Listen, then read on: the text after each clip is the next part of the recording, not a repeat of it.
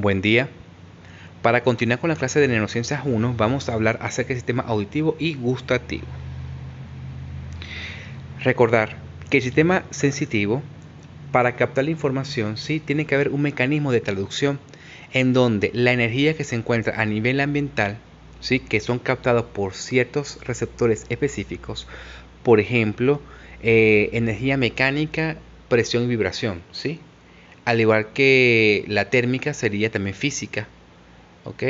Calórica, por ejemplo, energía calórica, o por ejemplo, en caso de dolor, bien sea por disrupción de células que liberan sustancias químicas, sería energía química, y que esos, por mecanismo de traducción, esos receptores transforman esa energía ambiental en potenciales de acción y de esa manera llega la información hacia el sistema nervioso central. También tomar en cuenta que como estaba hablando de sistemas sensoriales como el auditivo y el gustativo, entonces allí tienen que haber receptores que transformen la energía ambiental, ¿ok?, en energía eléctrica para enviar la información hacia el sistema nervioso central. Vamos a comenzar con el sistema auditivo. Fíjense que en el ambiente existen, digamos, partículas o elementos gaseosos que se encuentran en el ambiente. Esas partículas gaseosas, cuando se genera un sonido, va a haber un momento en el tiempo de compresión y descompresión de esos gases o partículas y que generan lo que se llaman las ondas sonoras. Si se dan cuenta aquí, existen estas ondas que no varían en amplitud, sino que aquí representa la misma amplitud, en relación a que cuando asciende, por ejemplo, esta onda, aquí lo que muestra es la condensación o la compresión de las partículas gaseosas, y cuando desciende esta onda, entonces hay una descompresión de las partículas gaseosas ambientales. Cuando asciende hay una compresión, cuando desciende hay una descompresión. Entonces las ondas sonoras es un sistema de compresión y descompresión, a nivel ambiental, específicamente gaseoso, y que ese sistema de compresión y descompresión lo que hace es empujar ciertas estructuras, El hecho de que yo esté hablando y que tenga un micrófono que detecte estas ondas sonoras es porque estoy generando a nivel bucal sistema de compresión y descompresión a nivel gaseoso, ¿sí?, en mi ambiente, que el micrófono capta esas ondas de compresión y descompresión y que lo transforma en energía eléctrica para poder grabarlo en esta diapositiva, Entonces, de esa manera, las ondas sonoras se generan. Es un mecanismo de compresión y descompresión. Y ese mecanismo de compresión y descompresión, ¿dónde lo capta? Pues lo capta el oído, que el oído se encuentran los receptores de las ondas sonoras. Fíjense que las ondas tenemos una amplitud, que sería esto, y tenemos un tiempo, una frecuencia, que es relación del ciclos por segundo, que la vamos a ver más adelante. Entonces, con respecto a la amplitud de la onda sonora, acuérdense que cada amplitud representa el grado de compresión y descompresión de los gases ambientales, Entonces, tiene que ver con respecto al volumen, Cuando hablamos de frecuencia, ¿sí?, que son los números de ondas por segundo, se refiere a ciclos por segundo, que digamos que lo que mide es el tono, ¿sí?, cuando es un tono alto o un tono bajo, un tono grave o un tono agudo. Eso se refiere, digamos, los números de ondas por segundo o los ciclos por segundo, representa la frecuencia. El timbre o la complejidad es que cuando se combina diferentes amplitudes con diferentes frecuencias de ondas. Entonces fíjense que, por ejemplo, cada sonido que genere, por ejemplo, un diapasón, o que genere, por ejemplo, el violín, o que genere, por ejemplo, el habla, entonces cada uno va a generar su propia amplitud y su propia frecuencia de tono de voz. Y eso genera que estas ondas de compresión y de descompresión lo capte el oído para transformar estas ondas sonoras que representan ondas de compresión y descompresión de aire, lo transforme en potenciales de acción y que de esa manera llegue al sistema nervioso central. Entonces fíjense que la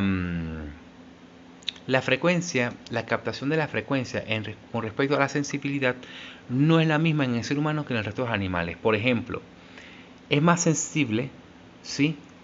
Digamos los perros, los delfines, ¿sí? Y los peces con respecto a las ondas, o sea, a la frecuencia de ondas más bajas en relación al ser humano. El ser humano apenas, si se dan cuenta aquí, capta aproximadamente 20 Hz, que significa ondas por segundo, o sea que capta digamos en sensibilidad con respecto al ser humano en 20 ondas por segundo. Máximo se describe de 15.000 a 20.000 Hz, ¿ok? O sea que el ser humano capta desde 20 Hz hasta 20.000 Hz, o sea 20.000 ondas por segundo. Obviamente que entre más ondas por segundo, entonces quiere decir de que el tono va a ser más agudo, mientras que en menos ondas por segundo representa un tono grave. Fíjense que en el caso de otros animales como el perro, capta inclusive hasta cercano a cero. Eso quiere decir de que detecta ondas mucho más graves, ¿sí? Menos ondas por segundo. Mientras que animales como el pez la fosca marina, que se ve aquí, ¿verdad? Tiene, por ejemplo, menos sensibilidad. Apenas lo podría captar aproximadamente entre 250 a 300 Hz, ¿ok? Mientras que en el ser humano 20 Hz. Entonces la frecuencia es menos sensible en el caso de los otros animales como la foca, como por ejemplo las ranas y otros animales. Eso tiene que ver por el tipo de receptor que se encuentra en el oído, ¿sí? Digamos, en los receptores donde capta las ondas sonoras son distintos en cada animal y por esa razón las sensibilidades son distintas. Eso, lo que vimos anteriormente, se refiere a la frecuencia, ¿ok? Tonos agudos, tonos graves. Aquí estamos viendo es la amplitud en esta diapositiva de las ondas. Entonces, la amplitud se mide en decibeles. Fíjense que los decibeles va en 0 hasta 140, por ejemplo, en esta diapositiva. Entre más decibeles, ¿ok? Se me muestra o representa un sonido, es más alto el volumen de dicho sonido. ¿Ok? Tiene que ver con la cantidad de compresión y descompresión de las ondas sonoras. Fíjense que, por ejemplo, un susurro puede ser de 10 o de 20, digamos, decibeles. Pero puede haber, por ejemplo, en el caso del avión, puede generar 120 decibeles. Entonces, por ejemplo, para haber una perforación timpánica, tiene que haber por encima de 100 decibeles. O sea que la cantidad de energía es tan importante de compresión y descompresión de las ondas sonoras que genere un impacto en el tímpano y la pueda perforar. El tímpano, vamos a ver más adelante, que es lo que divide el oído externo del oído medio. Básicamente, por encima de los 90 decibeles genera dolor, ¿ok? El volumen genera dolor en el oído. Por esa razón, cuando pues los que trabajan con contacto con aviones usa una especie de protectores de modo auricular, ¿sí? Para evitar la perforación timpánica producto de los volúmenes altos que manejan los aviones. ¿Okay? El oído anatómicamente se divide en 3 porciones: en el oído externo, en el oído medio y en el oído interno. Cada una va a cumplir una función específica que le voy a decir pues en este momento. Imagínense que las ondas sonoras, ¿ok?, viajan del ambiente al oído externo. ¿Con quién se encuentra en primer lugar? Con el tímpano. El tímpano es una membrana que divide el oído externo del oído medio. ¿Qué pasa? Que como estas ondas sonoras vienen de compresión y de descompresión, ¿verdad?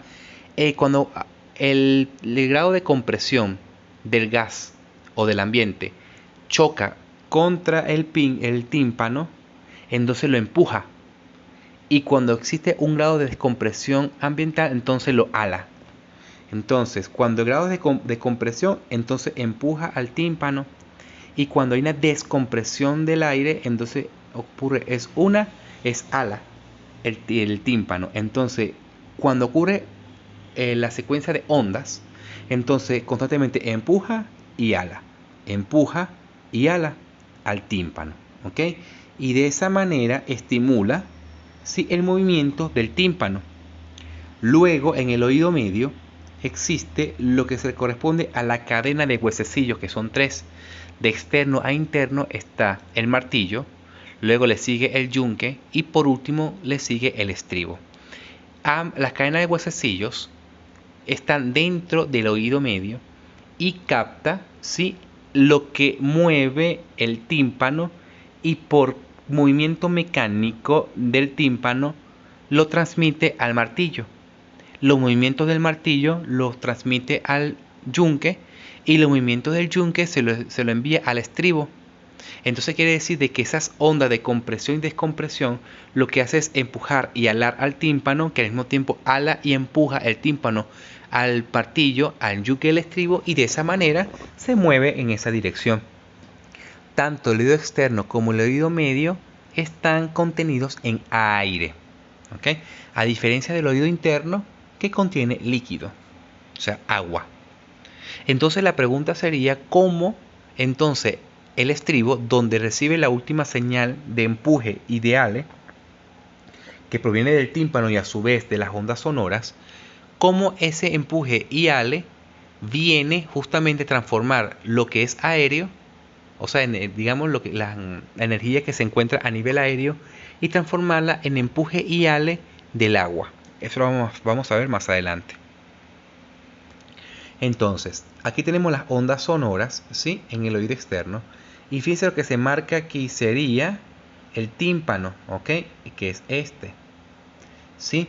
Ese tímpano recoge la información de las ondas sonoras y se lo transmite a tres estructuras, que es esta, que es el martillo, esta, que es el yunque, y esta, que es el estribo, ¿sí? ¿Qué pasa? Que cuando empuje y ale al tímpano, que sería este, entonces también empuje y ale lo que sería el martillo, el yunque y el estribo. Recordar que todas estas estructuras se encuentran, ¿sí?, digamos, en ambiente aéreo, ¿ok? Lo que vemos aquí, este espacio que comunica con la nasofaringe, sería la trompa de Eustaquio, ¿sí?, para regular la presión de gas dentro del oído medio hacia a nivel ambiental a través de la nasofaringe. ¿Qué pasa? Que fíjense que el estribo, que sería este, me sirve como empuje y me sirve como ale a esta estructura que se llama, que contiene líquido, que se llama helicotrema, y que este empuje y ale de este líquido lo que hace es mover el líquido que se encuentra allí de empuje y ale, que al final lo que va a producir es estimulación de receptores que se encuentran en el oído interno. Entonces, al final, los receptores auditivos se encuentran en el oído interno, a nivel del helicotrema, que sería todo esto. Vamos a marcarlo aquí, todo esto, ¿ok?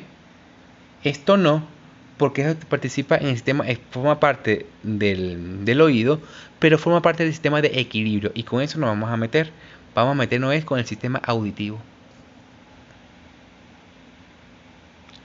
Entonces, las ondas sonoras que se encuentran aquí van a estimular al tímpano.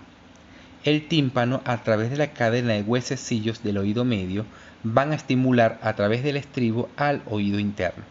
Fíjense que el oído interno está conformado por las cadenas semicirculares, que no es, o los conductos semicirculares, disculpen, que no forma parte del tema de hoy, sino que vamos a meternos con una estructura que se llama cóclea, que forma parte del oído interno.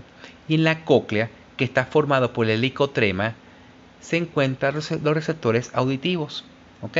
Acuérdense que tanto los receptores que se encuentran de equilibrio en los conductos semicirculares como en la cóclea, forma parte del octavo nervio craneal, que uno de los nervios craneales. Por ende, ellos van a viajar hacia el tallo encefálico. Ok, fíjense que aquí tenemos el estribo empujando la ventana oval, que sería esta. Esta ventana oval es una membrana que comunica el oído medio y el oído interno. El oído medio a través del estribo y el oído interno que continúa con el helicotrema, que es líquido prácticamente. ¿Ok? Fíjense, lo que hace a este nivel de la ventana oval es empujar y alar. Empujar y alar. O sea, empujar y alar este líquido que se encuentra aquí, ¿ok? En el helicotrema. Y que va a depender de los números de ondas por segundo, o sea, por los hertz, donde se va a estimular o en la punta del helicotrema o en la base del helicotrema. Otro punto a aclarar, que en el helicotrema hay como dos colores. El color rosado, que se encuentra en la periferia, ¿sí? Que sería este, y un color central que representa en azul claro, porque quiere decir de que dentro del helicotrema existen tres compartimientos. El compartimiento, vamos a llamarlo en este dibujo el superior, que sería este. El compartimiento inferior, que sería este, ¿sí? Que contiene, el mismo color, que contiene la perilinfa. Y lo que está en azul claro representa el líquido, la endolinfa. Quiere decir, el líquido que está contenido de color rosado es distinto al color, el líquido que se encuentra de color azul claro. Y eso lo vamos a ver más adelante, porque dentro de ese líquido azul es donde se encuentra el receptor auditivo, que ya lo vamos a ver más adelante. Este receptor auditivo, sus cuerpos neuronales se encuentran allí, donde está marcado en el líquido azul, pero sus axones van a viajar a través del nervio óptico, ¿ok? Que aquí en este caso se llama el nervio coclear, porque sería el nervio auditivo. Si se dan cuenta aquí también, aprovechando la diapositiva, cuando en la ventana oval el estribo empuja y ale, ¿ok? Fíjense que esta información va a viajar por toda esta parte superior, ¿ok? Lo empuja. Y luego se regresa en la parte inferior.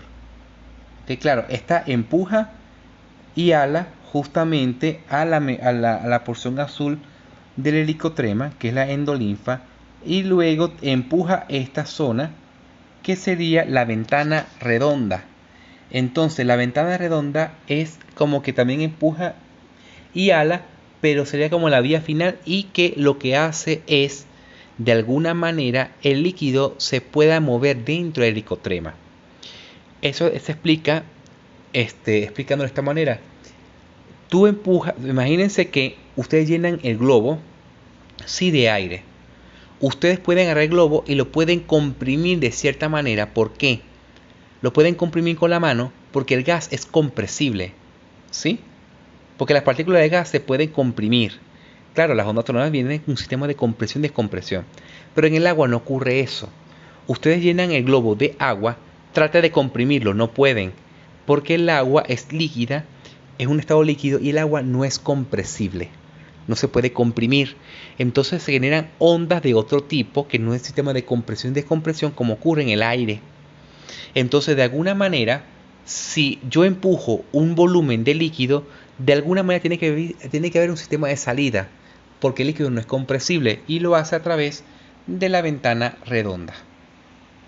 Es empujada en la ventana oval a través del estribo, y el sistema de escape es a través de la ventana redonda, y de esa manera el líquido se puede mover dentro del helicotrema, y que la perilinfa empuja de cierta manera a una porción de la endolinfa. ¿Por qué? Porque ahí se encuentran los receptores auditivos. Fíjense que el helicotrema, que está en forma de caracol, como lo muestran aquí, ¿ok? Digamos que el helicotrema que está en forma de caracol se expandió, o sea, se desenrolló. Y fíjense que el líquido va a viajar en la parte superior, y luego en la parte inferior y que va a empujar a la ventana redonda. ¿Ok? Fíjense que tenemos aquí una estructura, aquí tenemos el estribo empujando la ventana oval y que eso genera que se mueva el líquido de la perilinfa en la helicotrema.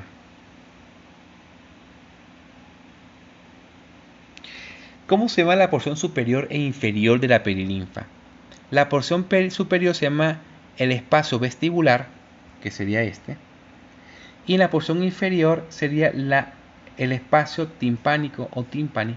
Entonces ambos están compuestos por la perilinfa y lo que empuja el estribo, que sería este que está aquí, ¿verdad? A través de la ventana oval, va a empujar la perilinfa que se encuentra en el espacio vestibular o vestibulari. Luego llega a la punta del helicotrema y va a empujar hacia la parte de abajo, que sería el espacio o escala timpánica. Y luego llega a empujar en la escala timpánica o el espacio timpánico hacia la ventana redonda. Y acuérdense que los receptores se encuentran en la endolinfa, en la porción más, digamos, medial interna del helicotrema, que sería este. Y aquí donde se encuentran los receptores auditivos. Y va a depender, fíjense, de la cantidad de ondas por segundo que se han captado o en la base o en la periferia del helicotrema. Fíjense que en la base va a captar lo que son 20.000 Hz, o sea, 20.000 ondas por segundo, y en la punta del helicotrema va a captar lo que tiene menor cantidad de Hz, o sea, 20 Hz por segundo, o ciclos, o 20 Hz o 20 ciclos u ondas por segundo. ¿Qué es lo que se muestra aquí? Entonces, en la base del helicotrema capta 20.000 Hz, mientras que en la punta del helicotrema va a captar apenas 20 Hz. Y de esa manera, entre el 20.000 Hz y 20 Hz, va a existir una escala de ondas por segundo que deben ser captadas, ¿sí?, a través de los receptores auditivos. Forma parte del helicotrema, ¿ok? Que es lo que se muestra aquí.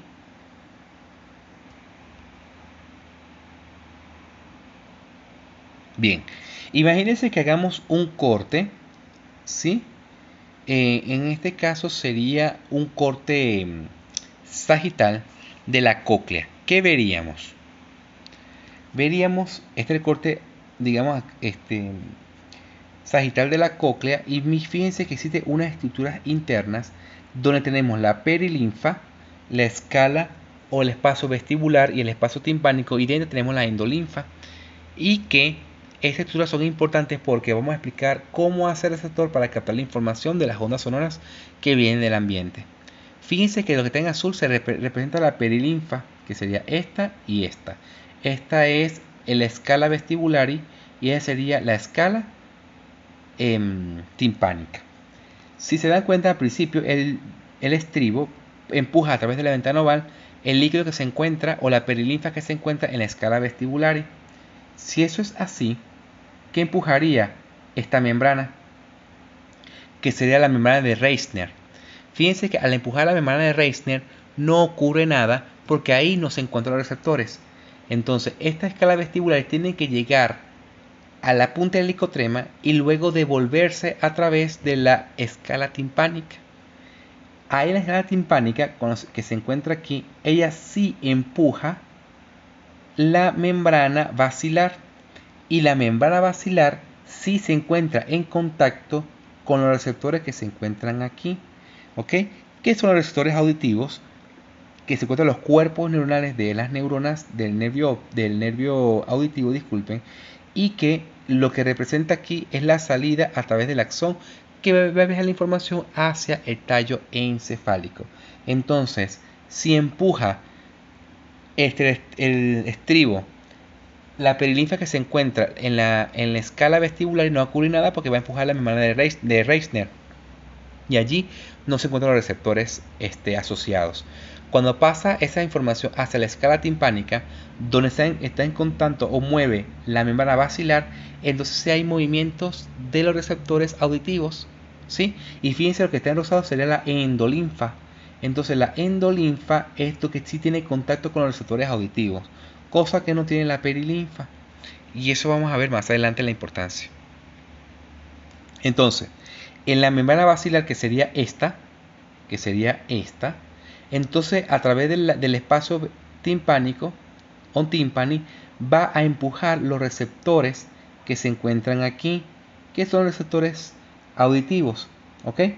Pero imagínense que también empuje a través del líquido, la perilinfa que se encuentra en el espacio timpánico, que empuje y ale las células que se encuentran allí como receptores auditivos. Y estos receptores auditivos, que son las células, van a chocar con esta estructura que es de color morado, que se llama membrana tentorial. La membrana tentorial es la membrana que como que choca con estas células que son los receptores auditivos de empuje y ale de la membrana basilar, que a su vez lo empuja y lo ala la perilinfa que se encuentra en la escala timpánica. Entonces, de esa manera de alar y de empujar a estos receptores, ¿sí?, en contacto con la membrana tentorial, es lo que hace que lleve la información, ¿sí?, hacia el nervio auditivo. Más de lo mismo, tenemos el espacio vestibular, que sería este, ¿sí? El espacio timpánico. Y aquí tenemos la membrana basilar, que es esto que se encuentra aquí, ¿ok?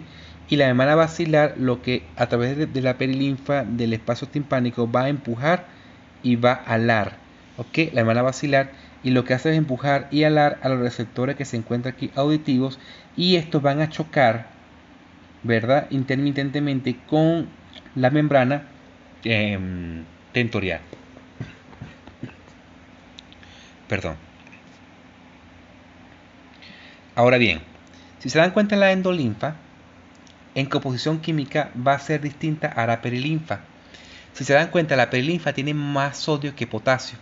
Se parece al líquido extracelular. Pero la endolinfa tiene más potasio que sodio.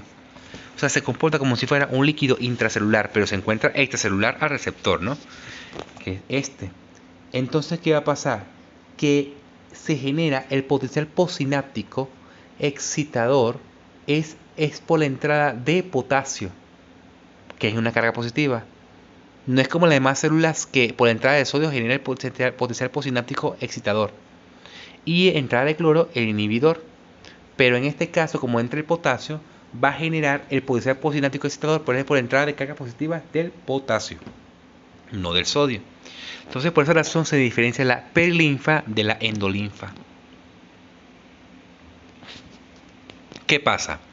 Que esos receptores auditivos, ¿sí?, tienen en forma de vellosidades en el ápice de la célula, que sería esta, ¿ok? Tiene forma de vellosidades en relación a la porción vasolateral de la célula del receptor auditivo, y que este receptor, ¿verdad?, que tiene forma de vellosidades en la zona apical, es un receptor especializado. ¿Por qué? Porque este receptor, que capta la información de empuje y ale que choca con la membrana tentorial, va a liberar neurotransmisores hacia esta neurona, que esta neurona representa el nervio auditivo, ¿sí?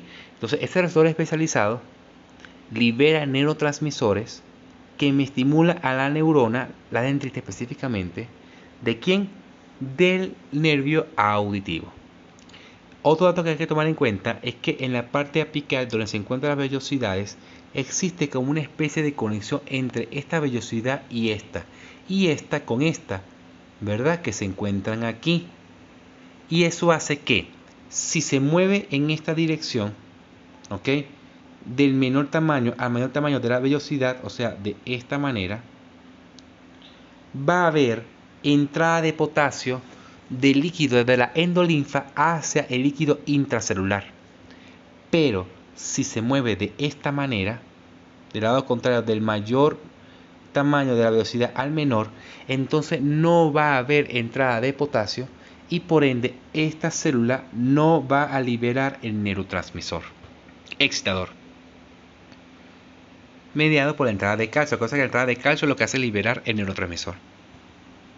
Entonces, por esa razón, cuando en esta diapositiva, ¿verdad?, tenemos que cuando se mueve estas vellosidades de los receptores auditivos. De este lado, de esta manera, de izquierda a derecha en esta diapositiva, entonces va a entrar potasio, ¿sí? Y despolariza a la célula receptora. Pero si se mueve del lado contrario, entonces lo que va a hacer es inhibir, ¿sí?, la entrada de potasio. Estos receptores son tipo canal de potasio, pero son mecanodependientes. ¿Por qué? Porque estas proteínas que tienen forma de liga, que comunica una vellosidad con otra, entonces lo que hace es alar a esos canales y lo que hace es abrir. Y cuando se abra, entonces entra potasio. Entonces, por esa razón, en esta diapositiva, cuando se mueve, por ejemplo, de este lado, de esta porción, del tamaño menor al tamaño mayor de la velocidad, entonces ahí entra potasio y despolariza. Pero si lo hace del lado contrario, como lo hace aquí, entonces inhibe y hiperpolariza. Y de esa manera lo que hace es liberar el neurotransmisor a esta neurona, que es el nervio auditivo, y de esa manera ocurre una traducción de las ondas sonoras que viene de la porción aérea. Luego, movimientos de ondas en el líquido que son captados por los receptores auditivos y por ende ocurre una traducción que envía información hacia el octavo nervio craneal o el nervio auditivo a través o por medio de potenciales de acción. Entonces, fíjense que una vez que se estimule la dendrita del octavo nervio craneal, envía la información hacia el tallo encefálico. Entonces hay complejos olivares superior que por vía del tallo encefálico puede regular la información que se encuentra en estos receptores auditivos. Pero aquí lo que estamos demostrando es de estos receptores que viene información de las ondas sonoras hacia el tallo encefálico. Fíjense los neurotransmisores que se pueden liberar aquí, estos receptores, ¿sí? Receptores auditivos que liberan acetilcolina hacia, ¿sí?, las neuronas auditivas, ¿ok? Y que esa misma acetilcolina puede regularse a través del GABA, ¿ok? Y a través de otras neuronas que contienen acetilcolina. Básicamente la vía eferente tiene que ver con complejos olivares superiores, ¿sí?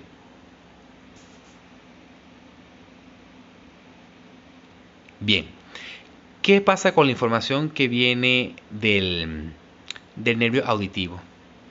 El cuerpo neuronal se encuentra en este ganglio, que se encuentra aquí, que es el ganglio de Scarpa. Eso quiere decir de que las dendritas se encuentran en contacto con el receptor que se encuentra en la endolinfa, ¿sí? Y que el cuerpo neuronal, que son neuronas pseudomonopolar, como parecida a la raíz posterior de la sensibilidad de la médula espinal, entonces el ganglio Scarpa contiene los cuerpos neuronales de las neuronas pseudomonopolar. Entonces esta información viaja, ¿sí?, hacia el tallo encefálico. ¿A nivel de dónde? Del surco bulbo-protuberancial, o sea, el límite entre el bulbo raquídeo y la protuberancia. Allí hace sinapsis con la segunda neurona que se encuentra a nivel del tallo encefálico, que es el complejo olivar superior, ¿sí?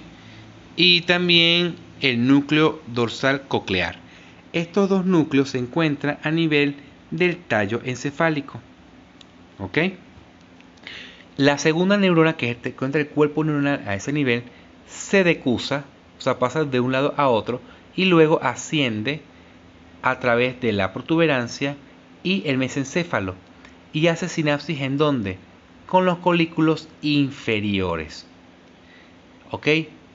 De los colículos inferiores también hace sinapsis, se puede decusar otra vez o sigue la misma vía hacia los colículos inferiores. Se encuentra a nivel del mesencéfalo, ¿ok? Los colículos superiores van a controlar la vía visual, que eso lo veremos más adelante. O sea, más que todos los movimientos sacádicos, que más adelante vamos a definir los movimientos sacádicos. Luego, esta información a la tercera neurona, ¿verdad?, va a viajar y va a hacer sinapsis con los ganglios geniculados mediales. Y ese ganglio geniculado medial se encuentra a nivel del tálamo, en el diencéfalo. Y de allí va a llegar a la corteza auditiva primaria, que se encuentra en la primera circunvolución del temporal en su porción media, ¿ok? En el medio de la primera circunvolución del temporal, ¿verdad? Entrando al opérculo, ahí se encuentra el área auditiva primaria. Y de esa manera, en el área, eso quiere decir que en el área auditiva primaria, que es una corteza heterotípica granular, porque recibe información de la vía auditiva, entonces ya hemos visto que el lóbulo temporal se encuentra en el área auditiva primaria. Así como el área sensitiva primaria se encuentra en el lóbulo parietal y el área motora primaria se encuentra en el lóbulo frontal, el lóbulo temporal se encuentra en el área auditiva primaria, justamente en esa zona. Fíjense que en el área auditiva primaria, que se encuentra en el lóbulo temporal, en el opérculo, en la primera circunvolución del temporal, que es esto, ¿ok? En su porción opercular, aquí. Fíjense que tenemos, ¿ok? Como el área auditiva primaria también se distribuye en, digamos, en la distribución del tono. En tonos más agudos sería en la porción posterior del área primaria de la auditiva, en el lóbulo temporal, en la primera circunvolución del temporal y en la porción media, claro. Y en la porción anterior tenemos los 500 Hz, o sea, más grave.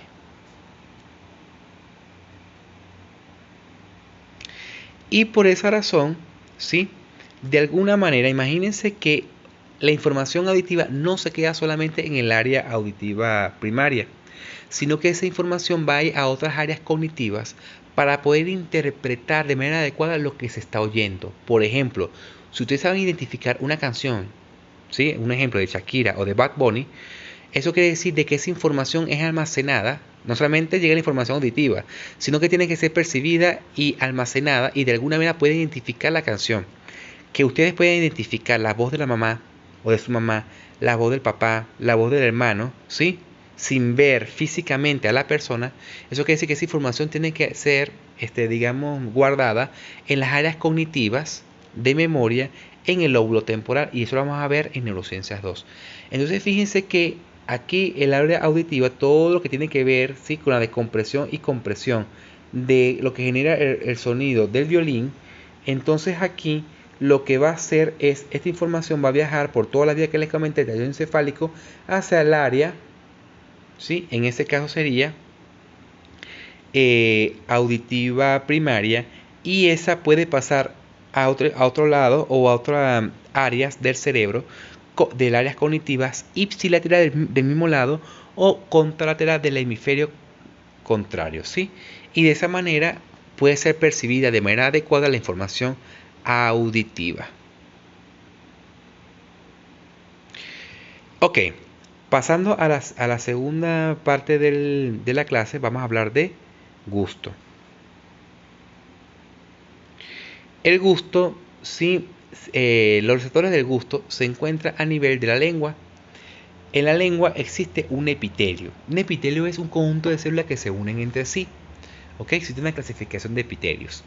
Lo que sí quiero que vean que dentro del epitelio existe lo que sería la papila gustativa, que se encuentra aquí. Y esa papila gustativa es donde se encuentran los receptores gustativos. ¿Qué tipo de energía va a recibir la papila gustativa? Va a recibir una energía química, porque justamente los sabores están representados por química, energía química, por diferencia de concentración, por difusión. ¿Ok? Vamos a ver más adelante cómo hace para poder captar esa información química y transformarlos en potenciales de acción. Lo que quiero que vean aquí es que las células de las papilas gustativas que se encuentran aquí, ¿sí? Son receptores especializados. Al igual que los receptores auditivos, las papilas gustativas se encuentran receptores gustativos especializados que liberan neurotransmisores a estas neuronas, ¿sí? Que son las neuronas gustativas, que van a viajar al tallo encefálico y luego van a viajar hacia la vía final, que sería la corteza cerebral, ¿ok? Para la interpretación del gusto. Entonces, por esa razón, es importante estudiar lo que representan los receptores especializados gustativos. Fíjense aquí. Aquí tenemos los receptores gustativos, ¿sí?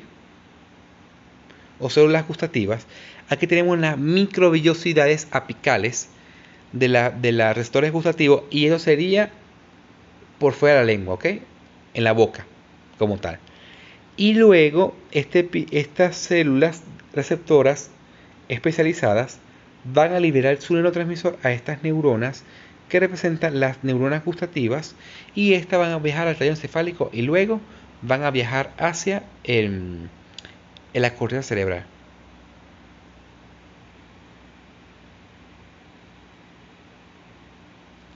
¿Qué tipo de sabores capta las papilas gustativas que contienen los receptores gustativos? Tenemos el dulce, el salado, dulce, salado, amargo y umami. El umami es un gusto, ¿sí? Un tipo de gusto que es estimulado por aminoácidos, por el glutamato sódico. Digamos, es un sabor adictivo que se encuentra, por ejemplo, en el arroz chino, ¿sí? En cierto tipo de carbohidratos se encuentra el umami, que se considera el quinto sabor. Fíjense que aquí se estimula la lengua, ¿verdad? Con sus distintos tipos de sabores. Y fíjense cómo aquí se activa, ¿verdad? Áreas corticales referente a la percepción gustativa, que se encuentra justamente en el lóbulo de la ínsula, en su porción posterior. O sea que la porción posterior del lóbulo de la ínsula es el área gustativa primaria, ¿sí? Y esa, pues, tenemos que explicar cómo llega esa información hacia el lóbulo de la ínsula, que contiene área específica de los sabores. Ahora bien, ¿cómo lo hace? Tenemos receptores ionotrópicos y tenemos receptores metabotrópicos. Los receptores ionotrópicos, ¿qué tipo de sabores lo estimula? Pues simplemente el salado y el amargo. ¿Ok? Vamos a buscarlo aquí. Aquí está. Lo que es salado por el sodio y amargo por el hidrogenio. ¿Ok? Mientras que los otros receptores son metabotrópicos. ¿Qué decir metabotrópicos? Que son mediados por la proteína G. ¿Ok? Proteína G, fosfolipasa C, la IP3, que es trifosfato de inositol, que se encuentra, esos receptores de la IP3 se encuentran en el retículo endoplasmático liso, donde se libera calcio hacia el citosol y genera señales químicas secundarias que me pueden liberar el neurotransmisor de los receptores gustativos y genera liberación de los neurotransmisores excitadores hacia las neuronas gustativas, que viajarían mediante por esa reacción hacia el tallo encefálico. Entonces fíjense, aquí representa el salado. El sodio entra directamente al canal de sodio, ¿sí? Y eso hace que despolarice a este receptor gustativo especializado, y que al final lo que se abre es canal de calcio, voltaje dependiente, que me hace liberar el neurotransmisor. ¿Hacia dónde? Hacia estas neuronas que viajan la información al tallo encefálico. El salado, el amargo, que sería que sería por hidrogeniones, por lo ácido, sería el ácido. El ácido, tiene que ver con la concentración de hidrogeniones, disculpen, ahí me equivoqué. El ácido tiene que ver con la cantidad de hidrogeniones. Ese ácido va a entrar al líquido intracelular, como el ácido está mediado por los hidrogeniones que tienen carga positiva, y la carga positiva, como el sodio, entrando a la célula genera despolarización. Entonces lo que hace es despolarizar a estas células especializadas, libera el neurotransmisor y hace que se active a estas neuronas gustativas que llegan al tallo encefálico. Eso ocurre con el ácido y con el salado. Mientras con el dulce, sí, el umami y el amargo, que es por receptores de quinina, el amargo, entonces son receptores mediados por la proteína G, IP3, aumenta el calcio intracelular, y ese calcio intracelular, aparte de la apertura de calcio voltaje dependiente, entonces entra calcio a ese receptor especializado que hace liberar el neurotransmisor, y aquí se activa a esta neurona gustativa y envía la información al tallo encefálico. Entonces, una vez que se active esos sabores a esos receptores gustativos, ¿sí? Y libera el neurotransmisor excitador a los nervios gustativos, esos nervios gustativos representan a estos nervios craneales: el séptimo, el noveno y el décimo nervio craneal. Ya saben ustedes lo que significa un nervio craneal. La diferencia entre el séptimo y noveno: el séptimo son los 2/3 de la lengua y nerva, recibe la información, y el noveno recibe el tercio posterior de la lengua. Y el décimo a través de la faringe. Entonces esa información llega al tallo encefálico a través de ¿dónde? De esta estructura que se llama núcleo del tracto solitario, que se encuentra en el tallo encefálico, a nivel entre el bulbo raquídeo y la protuberancia. ¿Ok? O sea que el núcleo del tracto solitario recibe información del séptimo, del noveno y del décimo nervio craneal, de la información gustativa. Allí se va a decusar, ¿ok? Va a cruzar de un lado a otro, ¿verdad? Y la segunda neurona, ¿no? Porque es sinapsis aquí en el núcleo del tracto solitario, y luego asciende hacia el tálamo, hacia el núcleo ventroposteromedial del tálamo. Acuérdense que el núcleo ventroposterolateral del tálamo envía la información sensitiva de la médula espinal, mientras que el núcleo ventroposteromedial del tálamo recibe información de la vía gustativa a través del tracto solitario. Y de allí la tercera neurona va a viajar del tálamo hacia el área gustativa primaria, que se encuentra ¿en dónde? En el lóbulo de la ínsula, en su porción posterior. Entonces, aquí en el núcleo ventroposteromedial del tálamo viaja la información ¿hacia dónde? Hacia el área gustativa primaria, que se encuentra en el lóbulo de la ínsula, en su porción posterior. ¿Ok? Aquí tenemos como en los nervios craneales séptimo, noveno y décimo, ¿verdad? Viaja la información hacia el núcleo del tracto solitario. Acuérdense que también esos núcleos son los núcleos del séptimo nervio y décimo nervio craneal, que se encuentra en el tracto solitario. Los cuerpos neuronales de la primera neurona son neuronas pseudomonopolar, ¿ok? Que se encuentran en los distintos núcleos del séptimo, noveno y décimo nervio craneal. Acuérdense que el séptimo, eso quiere decir que envía una información sensorial de la vía gustativa por vía aferente, y por vía eferente el séptimo nervio craneal va a inervar la información motora, la contracción de la mímica facial o de los músculos de la mímica facial. Bueno, eso es todo con respecto a la clase de la vía auditiva y de la vía gustativa. Cualquier duda o pregunta será aclarada en clase presencial.